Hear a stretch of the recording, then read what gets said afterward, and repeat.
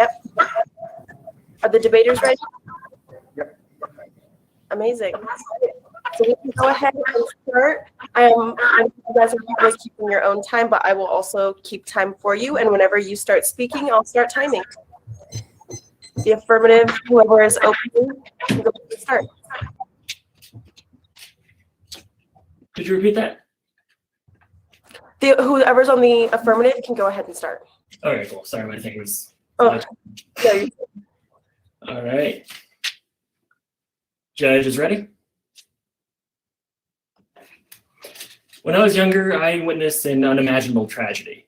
I remember while living in Alabama, watching as the Twin Towers fell.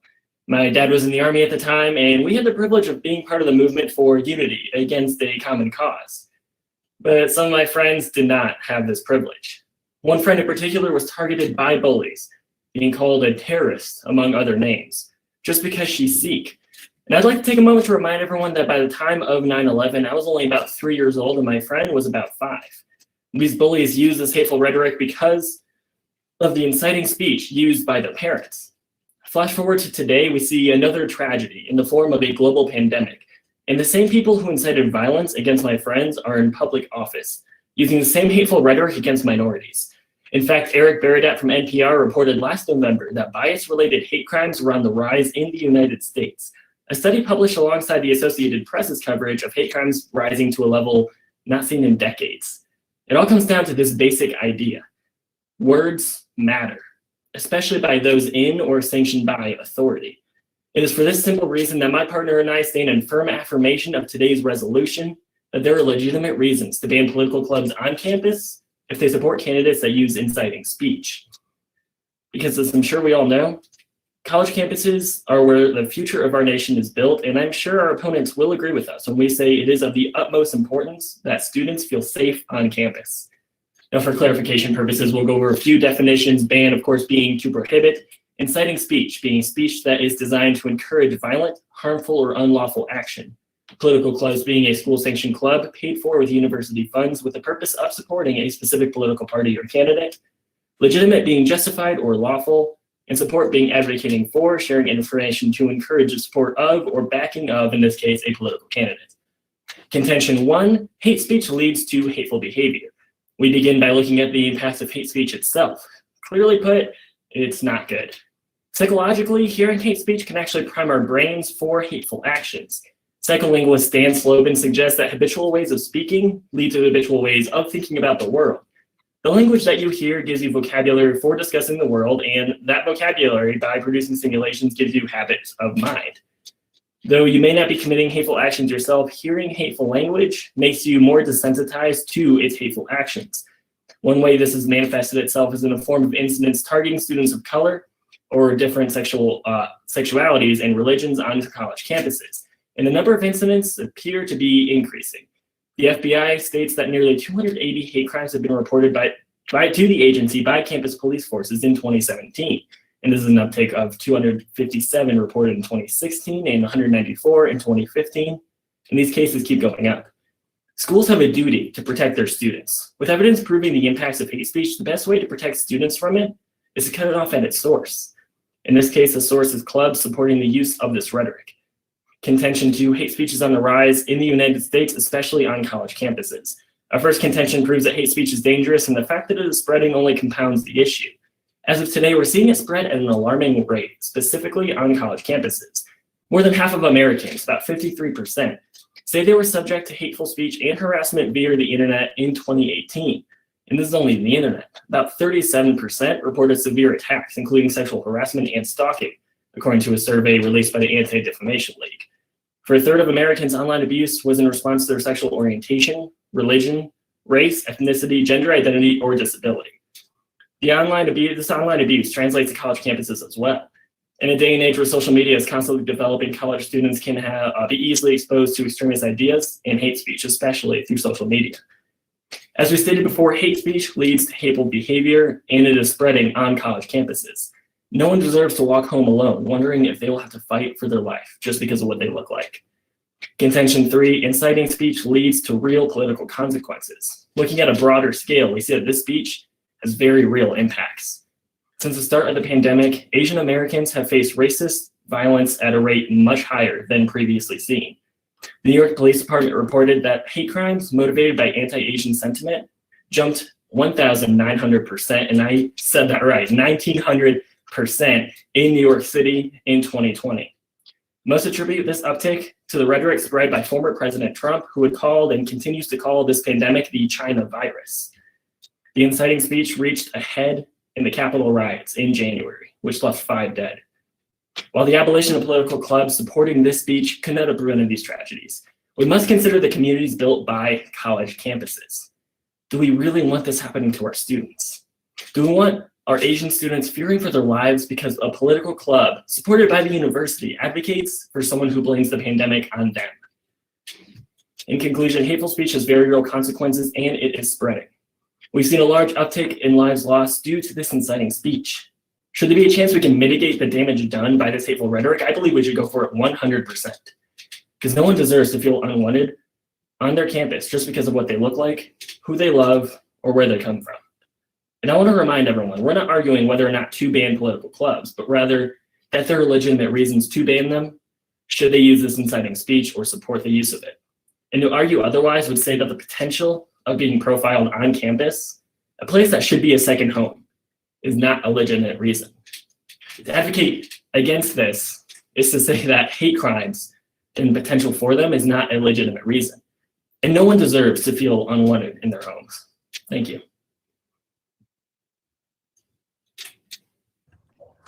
Thank you. Affirmative. Negative. Whenever you are ready, you can go ahead and start, and I will do the same timestamps with you, and I will start whenever you start speaking.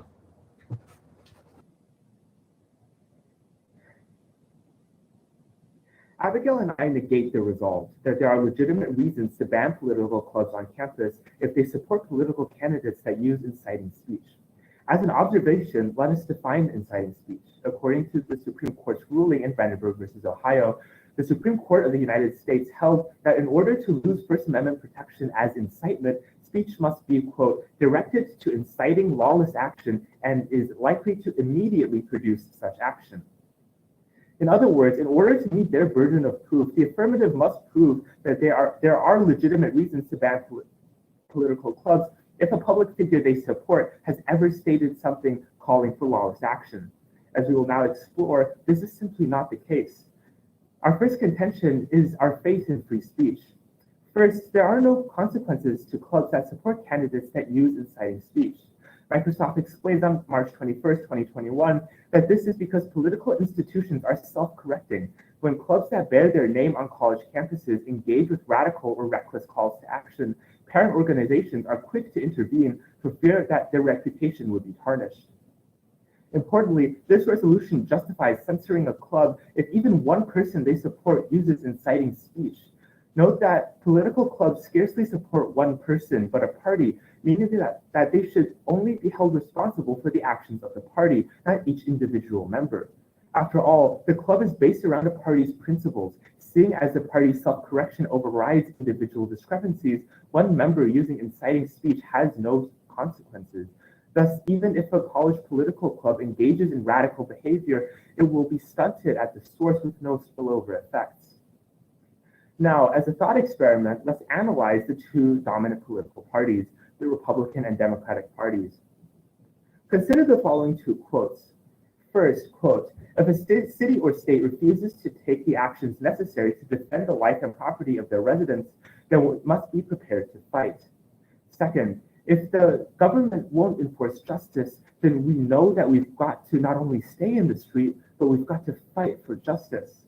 These two quotes are chillingly similar, only they're from radically different platforms. The first is a quote from former Republican President Donald Trump, and the other from Democrat Representative Maxine Waters.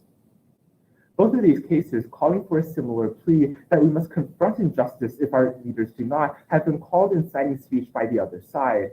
And seeing as both come from a member of a mainstream political party, are these two quotes alone enough to justify shutting down any political club that maintains a connection to the Republican or Democratic Party? Ask yourself, is that truly just, or is it merely an attempt to silence those who incite protests for causes we do not agree with? Both sides will classify the other side as imminent and lawless, but really, that is our right as free speakers to call for justice and call for change. We must be willing to allow both sides to express their grievances without a fear of censorship. That is the principle upon which our nation is built. Now, the definition of what clubs can be banned for in today's debate is vague, but so are real-life attempts to define what clubs can be banned for.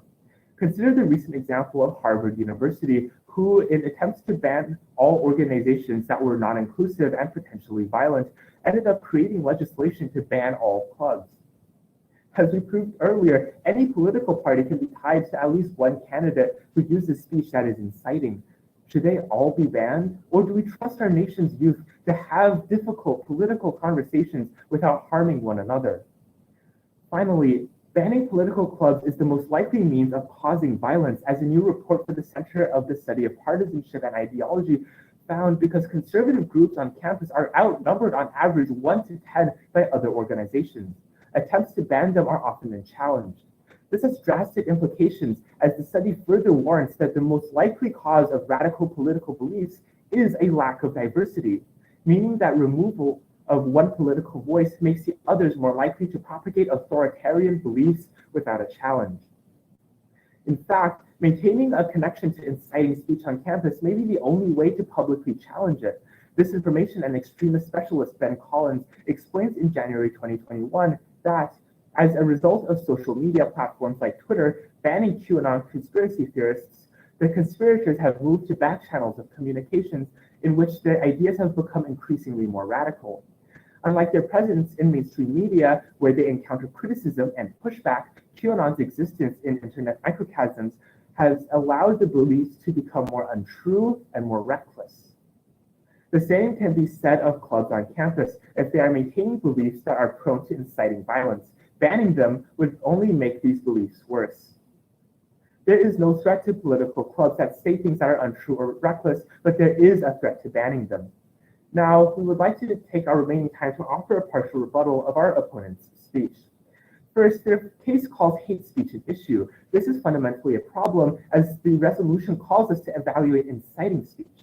Hate speech is a wider classification and does not even have a real legal definition, meaning that speech does not even have to meet the aforementioned Brandenburg test to be banned.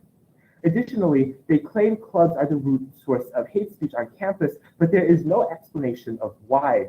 We agree that we should limit hate speech on campus, but banning political clubs is not the answer. It's simply putting a small band-aid over a bleeding wound and hoping it heals. Finally, ask yourself, the examples they give of violence against Middle Eastern or Asian communities, do these occur on campus? Insofar as their own examples of hate speech occur outside of campus, they have proven that college political clubs are not the source of division. The pro side in this debate paints a world that is not without banning, but preventing hate. Banning a club on the basis of their beliefs is equally hateful and must be avoided. We cannot fight fire with fire. We must use our free speech to counter that violence instead of silencing it. Thus, for the preservation of liberty and security and our free speech, Abigail and I proudly negate.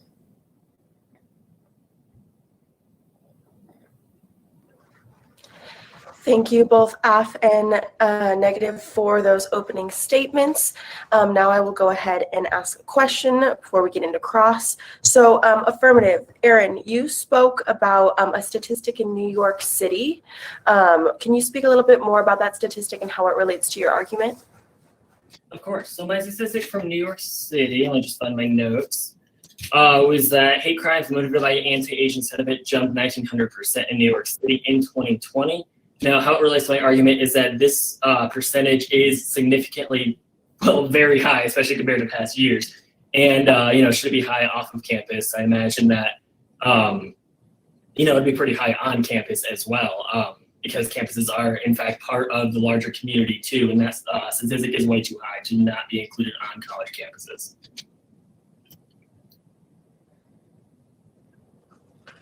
Great, thank you. Negative, you can go ahead and ask a question if you would like.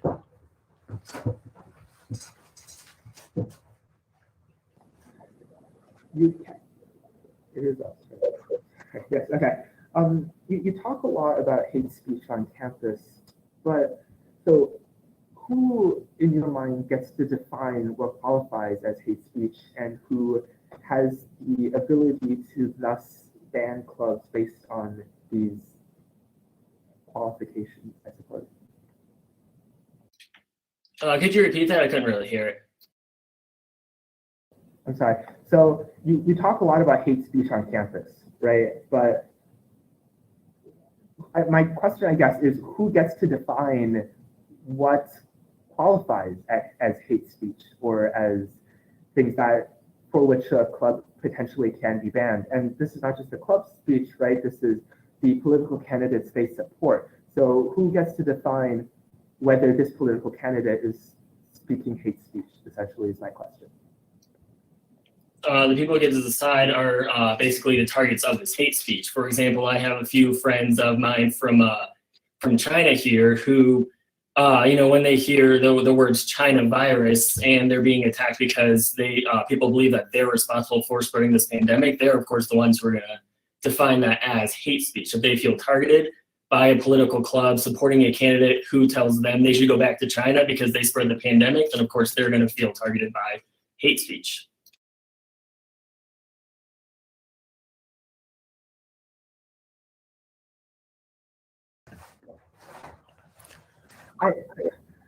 I'm sorry. I just want to make sure that. So you're saying that essentially, if a candidate says China virus, then a club that supports that candidate should be banned. We're not arguing whether or not clubs should be banned. We're arguing that there are legitimate reasons for clubs to be banned. Of course, we can think of legitimate reasons for clubs not to be banned, but that is not the debate. The debate is whether or not there are legitimate reasons for clubs to be banned.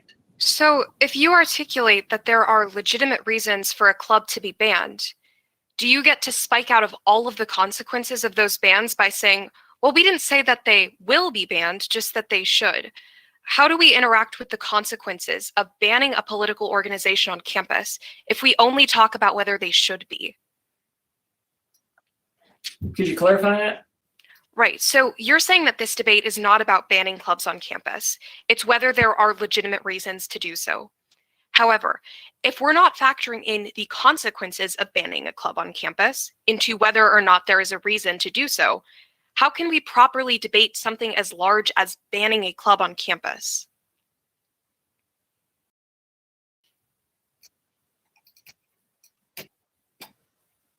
There we go. Okay. Sorry, my microphone button was not working. Well, we can look at the consequences, but the fact is that looking at the world right now, this is in fact the status quo.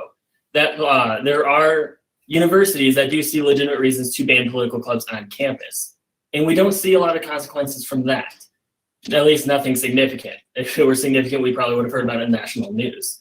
So advocating that there are not legitimate reasons for political clubs on campus to be banned for using this inciting speech is essentially living in this world in which there are these large consequences, but we haven't seen them thus far.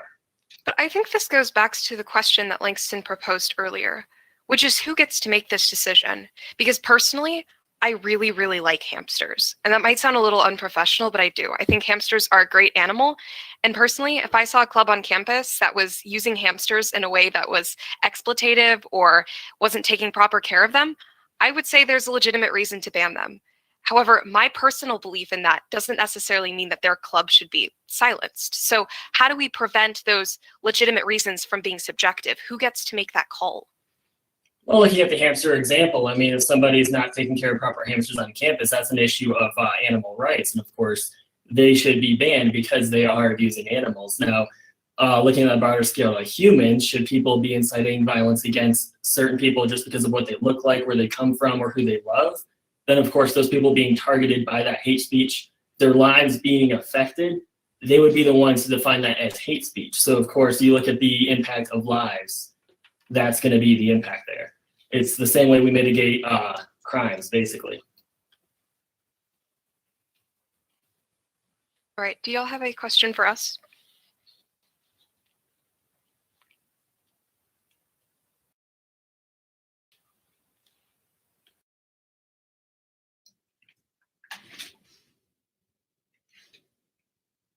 Look at my partner Rachel. She looked like she wanted to say something for a second.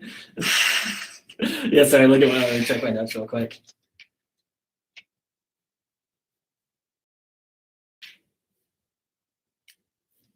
I just wanted to know if you could clarify your point about this being a slippery slope to authoritarian clubs.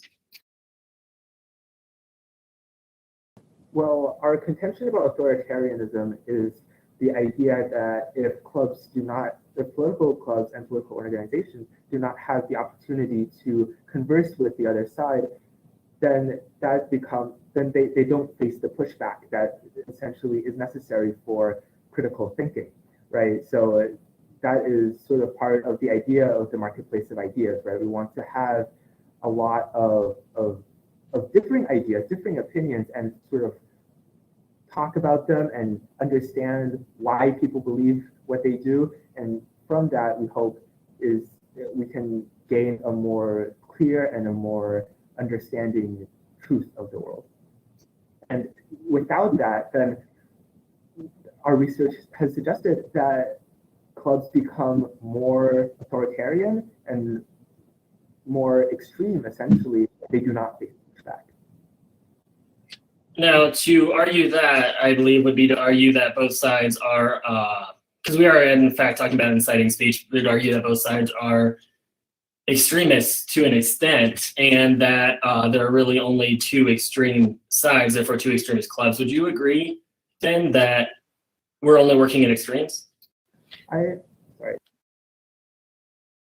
Oh, you can go ahead, Langston. No, okay, so I don't necessarily believe that is the case. One of the problems is the definition of incitement, and that is also part of our argument that it's difficult to define incitement. In fact, the vast majority of speech is not incitement, right? There has been a plethora of cases after Vandenberg versus Ohio where these were calls to the Supreme Court, and the Supreme Court basically said, no, this is not inciting speech, right? So, but if we get to have an arbitrary definition of what inciting speech means, then it becomes, I think, a lot more difficult to ensure that we have equal political representation on campus. I'll let Abigail speak. I feel bad for her. I'm fine, Langston. I'm really glad you provided that foundation, because that's very similar to what I had originally intended to say, which is that it is really, really important we draw the line between inciting speech and hate speech, right? And so hate speech is a much wider definition. Again, going back to the hamster example, I have personally, admittedly, a very rigid definition of what proper hamster care is. Embarrassing, but my hamster is in a 4-foot glass enclosure where she has the ability to thrive. However, that doesn't mean that I should be able to walk into a room where a 5-year-old has a hamster in a little plastic cage that's meant for a 5-year-old and try to criticize that, right? And so while I might find something as hateful toward a hamster, that doesn't mean that it is inherently violent. And it's the same distinction we draw on campus. As Langston articulates, we mentioned the ruling in Brandenburg v. Ohio, where the United States Supreme Court articulated that for speech to be inciting, it has to be immediate, it has to be lawless, and it has to call for action and then cause that action to occur. Allowing for inciting speech as a definition is already very conflated, because many Supreme Court cases following Brandenburg v. Ohio have been unable to prove whether speech is inciting or not. When you broaden that definition to hate speech, we would agree that that is an extreme form of communication, because I can define anything as hate speech against my beliefs. Langston could define anything as hate speech against his beliefs. And if we are shutting down every club that is even connected to a political candidate that has said something we disagree with, I mean, politics is polarizing. We're going to be shutting down all forms of communication. And that's where you create the breeding grounds for authoritarianism, because there's no diversity in communication. Ideas don't get challenged, they get banned. And then we're able to live in echo chambers where we only hear people who agree with us and allow our ideas to become a lot more extreme than they probably should be. Now, do you have any examples of political clubs being banned because of inciting speech and these echo chambers being created? So we bring you the example not of a political club, because this isn't happening currently, and we agree that it should continue to not happen. Unlike the the affirmative in this debate proposing that we should ban clubs, we would articulate the fact that clubs are not being banned right now is good. The only example that we can give is of Twitter banning conspiracy theorists who posted things that were suggesting the QAnon conspiracy theory. And in that example, we find that banning them actually worsened their political beliefs and made these people much, much, much more extreme because they weren't facing pushback. They weren't encountering people who disagreed with them. They weren't getting comments that said, hey, just to educate you, this is actually a conspiracy theory that lacks substantiation. They got pushed into back channels of communication where they only heard their own beliefs. And it's caused the problem to get much worse, which is why we are clearly opposed to banning any form of communication. Now, in January, we saw the case of inciting speech creating an insurrection in the Capitol. Now, should a political club be producing that similar sentiment on campus? Do you believe that they should be banned?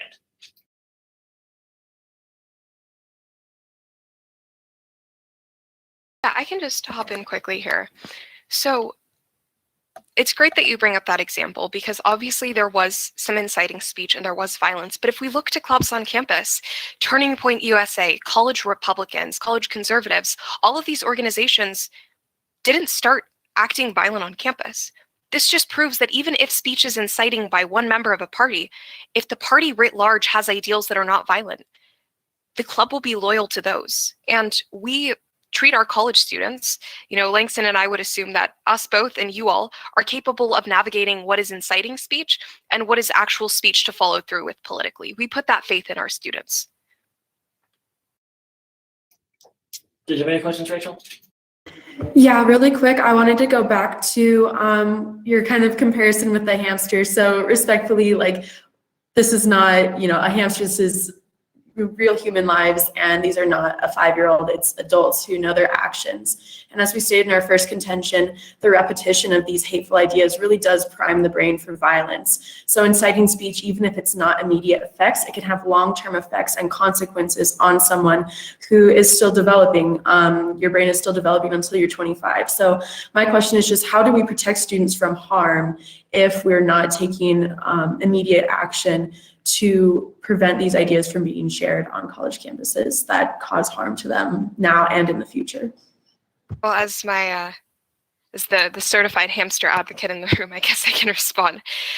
So, I'm glad you mentioned that because there is absolutely a difference between my belief system about hamsters versus somebody's cultural and racial identity. However, the problem is, even if we are saying that hate speech is an issue on campus, you as the affirmative side in this debate do not have the capacity to regulate it. The resolution asks if there are legitimate reasons to ban clubs that use inciting speech. As a function of this debate, you have to articulate why inciting speech should be banned. Hate speech is a much, much, much broader category. And if we're not going to use the words that the resolution has ascribed for this debate, we could come up here and say that we are in favor of banning all words that start with W. And again, we wouldn't do that because we're in favor of not banning words, but it's really important that we navigate the conversation the resolution asks us to have. And we believe that inciting speech has been chosen because there's a very clear-cut definition, right? Brandenburg v. Ohio gives us a definition. Hate speech does not have as clear of a definition, which is why the hamster example is provided. Because while I would personally agree that it's not as severe, there might be someone who doesn't.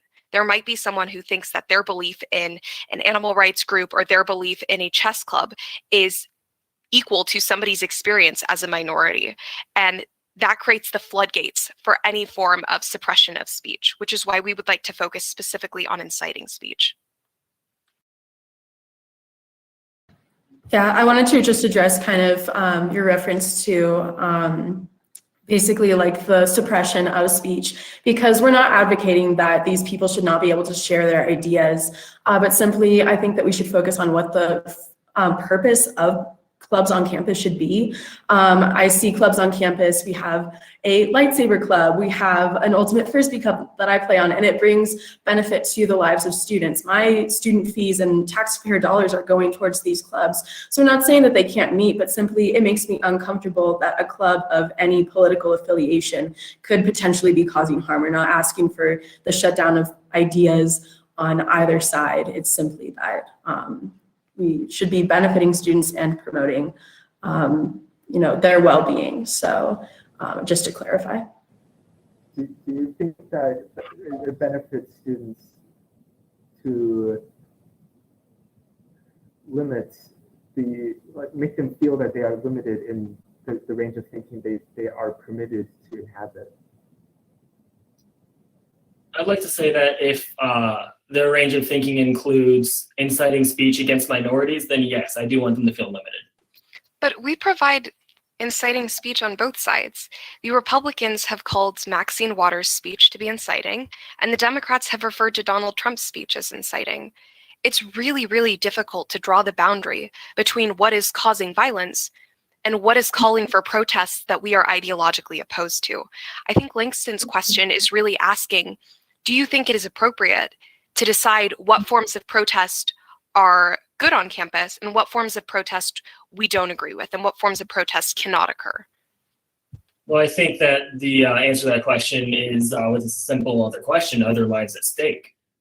Of course, if this inciting speech is going against minorities, then yes, there are lives at stake. If the inciting speech is saying we don't like this idea, then no, it's not inciting speech. Inciting usually leads to this sort of hate speech, desensitizing us to those ideologies. Right. But in both of the examples that we give, both the Capitol protest as well as the Black Lives Matter protest, lives were lost, right? This happened on both sides in the two mainstream political parties. Regardless of whether it was their intention, violence did occur, which is why people have on both sides claimed this is inciting speech.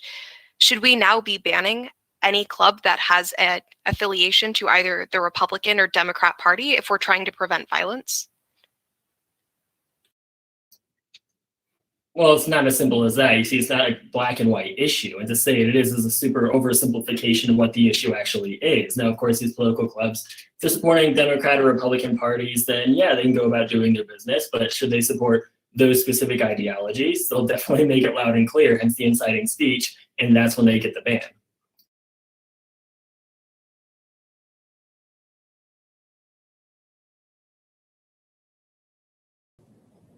Do you have any questions for us? I mean, okay, so to some extent, I do agree that this is a difficult topic, right? This is a very nuanced proposal, but still, I'm still not very convinced that if one student thinks that a candidate is supporting hate speech and then this gets tied to a club and then the club has good reason to be banned. I with all due respect, I just don't see that as a legitimate reason to ban a club. On campus the other day, a guy came up to me and shouted in my face, and you know what, I just thought, boy, like that guy needs help. And I don't necessarily think that guy's speech should be censored or should be muffled, but I think he should actually engage in more dialogue with people that he does not agree with, right? And I think that is, sort of the beauty of free speech, is that through the marketplace of ideas, we as rational humans get to talk and get to understand what other ideas are out there. And I don't particularly think that this gentleman was very palatable, but still, I don't think that I have confidence that at least the people who were around, like in chairs, like I don't think that they're like, oh my goodness, that guy is so right. No, I think they were like, oh, I'm not so sure that I agree with that. I have confidence, at least in our college students, that we are able to draw that distinction. Also mentioned, you talk about opening a conversation and having one to understand this more. I just want to bring up a personal example from my high school. Back when former President Trump when he won the election, there was a club of people on campus who advocated for his ideologies, one of which they interpreted as killing all queer people. I had a friend who was queer and unfortunately died as a result of this inciting speech, essentially.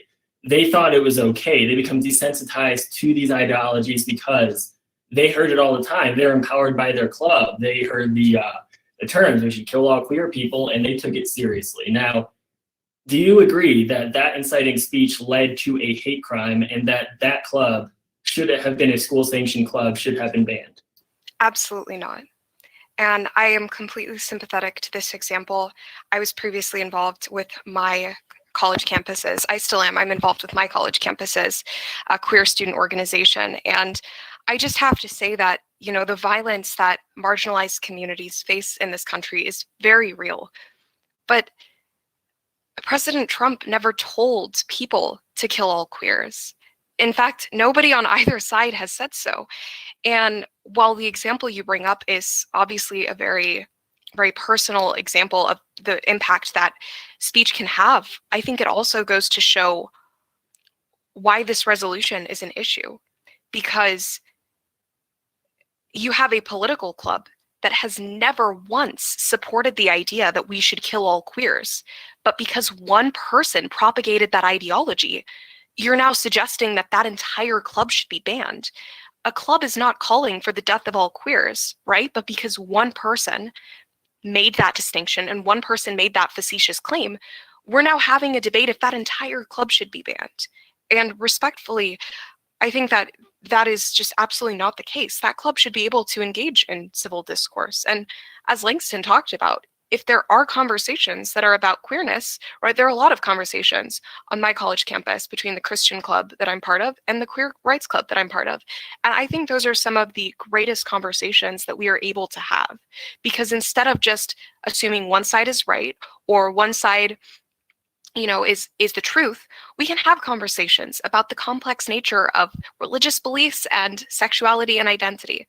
And those conversations can't happen when we ban organizations.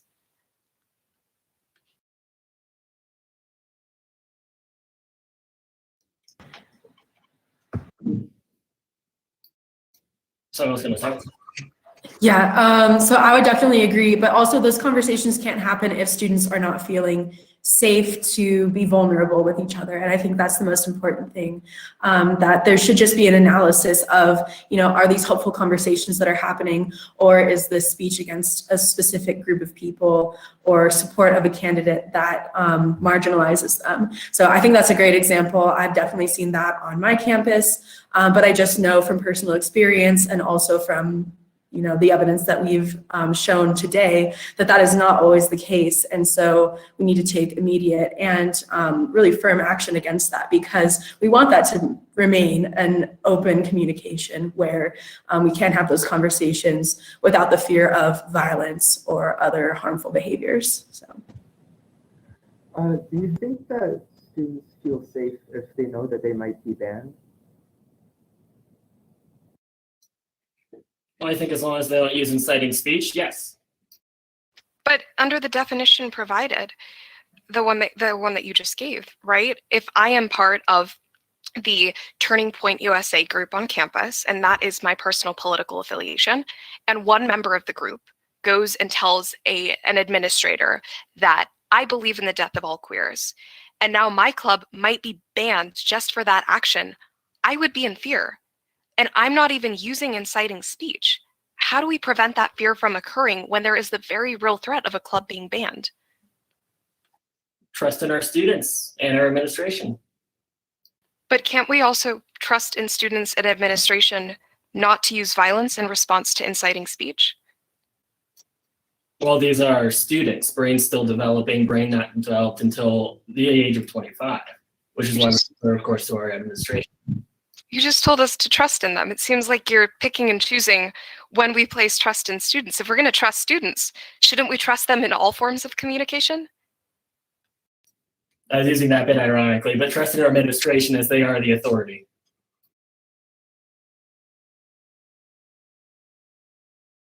I guess I do have one more question for you all.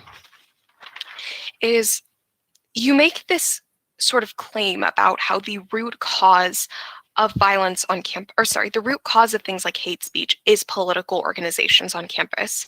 Do any of the examples that you bring up from the 9/11 terror attacks to the impacts against Asian American Pacific Islander communities, have any of those occurred as a result of campus political organizations?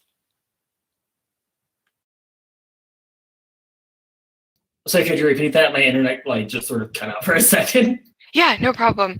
So the examples that you provide of violence against marginalized groups, whether it be 9/11 or whether it be, the violence against Asian American Pacific Islander communities, have any of those happened as a result of political clubs on campus? And if so, when?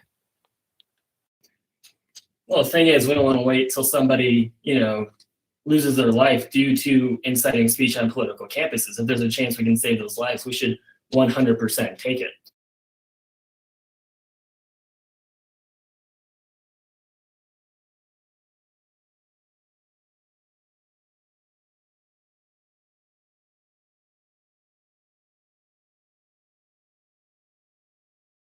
Does anybody from the audience have a question for us?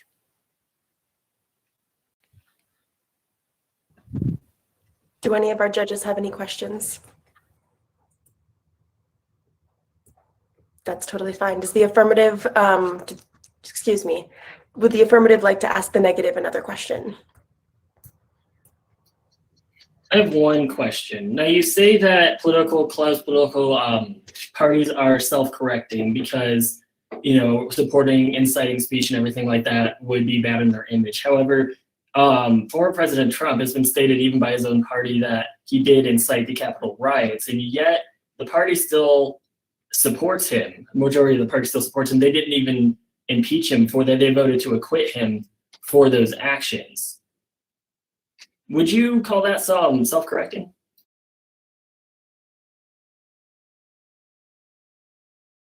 Well, partially the idea that political clubs self-correcting comes from political theory, right? You have something called the mean voter theorem that essentially says that political parties, if they wish to survive, will gravitate towards the center. In the particular case of President Trump, I don't know exactly how you quantify the party. When you talk about support, you mainly talk about the supporters of a party, right? You talk about those people who support him. And I do think that in the wake of the January 6th incident, a lot of Republican congresspeople did rebuke President Trump and did say that what he did was not right, right? People like Adam Kinzinger, I think that's how you pronounce his name, or people like Mitt Romney were very vehement in their condemnation of that speech. So I don't necessarily think that the fact that there are still people who support that kind of speech, that is in any way refutes our claim. And also, quite simply, the fact that political clubs on campus have not responded to these claims and have not gone out and done violence is proof in and of itself that they're self-correcting, because it proves that clubs are capable of hearing inciting rhetoric and deciding that that is not their purpose. Their purpose is to express political beliefs, not to incite violence. And the fact that clubs have not incited violence as a result, even the pro side in this debate doesn't provide an example, is a functional evidence that these clubs are self-correcting. But should they incite this violence? Should they be banned? If a club incites violence, that is an entirely different question from whether they support someone who incites speech, right? If you have a club that is inciting violence with no reason, then there should absolutely be consequences. Now, that consequence shouldn't be a ban, but there should be some form of action taken to prevent violence on campus. However, if they merely support a club or a candidate that uses inciting speech, that is not the same as them physically inciting violence. And as we've proven, there have been no examples of when supporting inciting speech has caused violence with political clubs. I'll let the affirmative respond if they wish, and then that will wrap up cross-examination. Rachel, do you want to respond? My speaker, I accidentally unplugged it.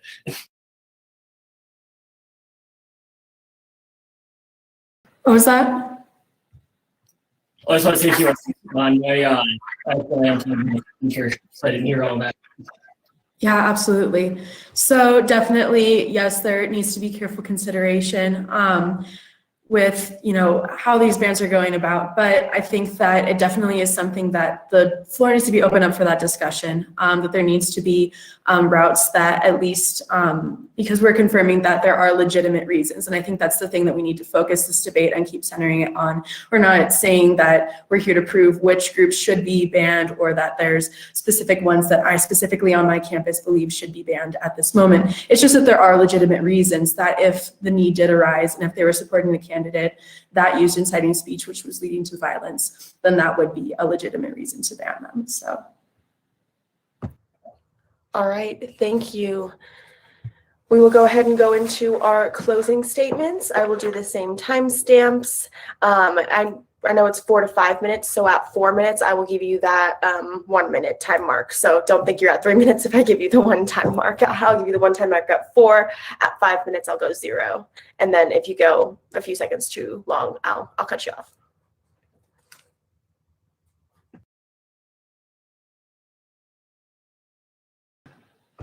All right, so I would just wanted to thank both our judges and our opponents today for an excellent round of debate. So to conclude, we stand in strong affirmation of the resolution that there are legitimate reasons to ban political clubs on campus if they support a candidate who uses inciting speech.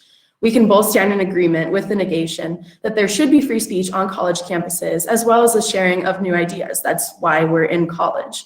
However, Erin and I support the resolution for the fact that students should also feel safe on the campus that they call home while continuing to share their unique ideas. We're not suggesting that these political clubs should not exist, but rather that they should be analyzed to further understand the part that they play in the concerning rise in hate crimes on and off college campuses. College is meant to be a place where we develop ideas and become the person who we want to be for the rest of our lives. Therefore, it should be a priority of college administrations to ensure that the ideas being shared do not minimize or endanger other students simply because of their identities. To reiterate, the rise of hate speech in America is absolutely an issue that cannot be ignored anymore. It's time that college campuses stop funding and endorsing groups that support candidates who blatantly promote violence and hatred towards their fellow students. Individuals who are allowed to believe whatever they want about these candidates as an individual, but colleges must put down their foot when it comes to giving taxpayer dollars to a political club that is supporting candidates which contribute to this hateful rhetoric. We are in no way suggesting that political clubs should be banned without careful consideration or that only clubs of a certain political affiliation should be banned. Anyone can share hateful ideas, no matter where they stand politically. However, today, with the evidence given on how hate speech leads to hateful behavior, that hate speech is on the rise on college campuses, and that inciting speech leads to political consequences, I would compel our panel of judges to stand in agreement with our conclusion that supports the resolution that there are legitimate reasons to ban political clubs on campus if those candidates use inciting speech. Thank you.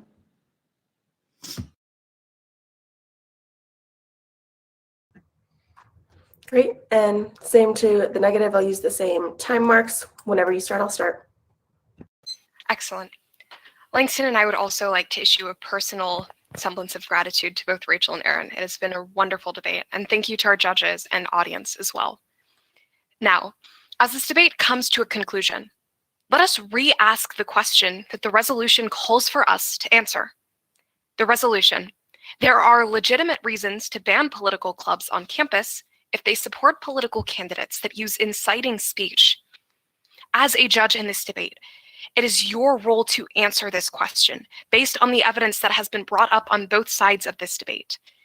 And while there have been some excellent points as to why hate speech is violent and causes psychological harms to students, we have to ask more specifically whether there are legitimate reasons to ban clubs that support candidates that use inciting speech.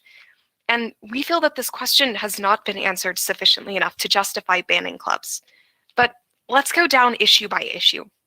First, this distinction between hate speech and inciting speech. Both teams agree that hate speech is absolutely an issue, and it has tremendous psychological consequences on campus. However, this definition is too broad, which is why the resolution calls us to focus solely on inciting speech. I know I've said some funny things about hamsters in this round, and while I personally don't believe that they're hate speech, I can't make the guarantee that someone else doesn't. The notion that people can be banned off of the premise that they don't even support a political ideology, but someone says that they does, is absolutely outrageous. The notion that a conservative club should be banned because a member of it said that all queers should die is absolutely outrageous, because that isn't what the club stands for. And when we limit free speech and civil discourse, we never get to know what clubs stand for, because we're so focused on shutting them down. We need to allow ourselves to raise each other up. In the face of hate speech, counter speech is arguably the greatest solution. Not shutting down speech that we disagree with, but having debates like the one we're having now about why our voice matters and allowing both sides to be heard, and using truth and our own life experiences to challenge speech that is hateful and violent.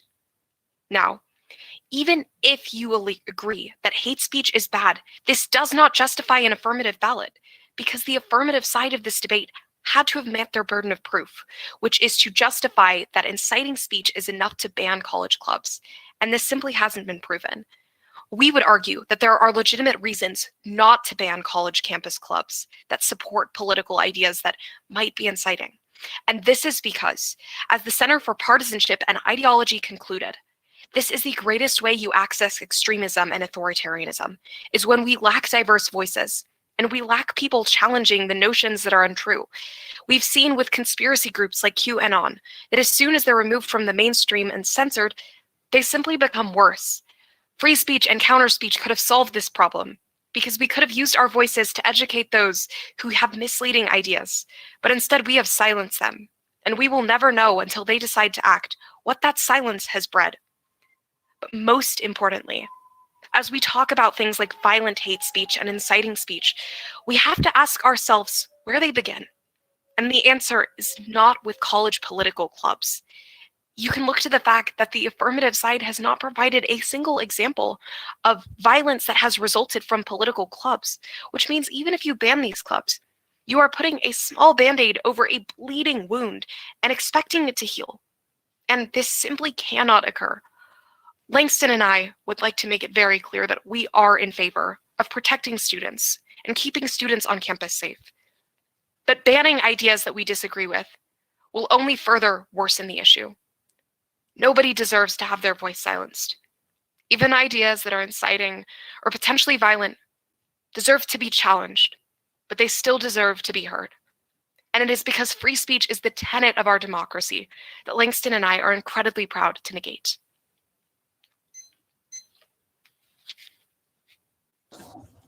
Great, thank you all. This was a very civilized debate, and I appreciate that. That makes my job as a moderator much easier.